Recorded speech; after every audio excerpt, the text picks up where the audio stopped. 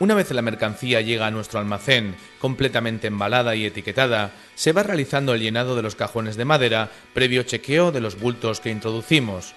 Una vez lleno el cajón, se cierra, se etiqueta con el número de lote, la etiqueta identificativa del cliente y se etiqueta en el pasillo correspondiente del almacén.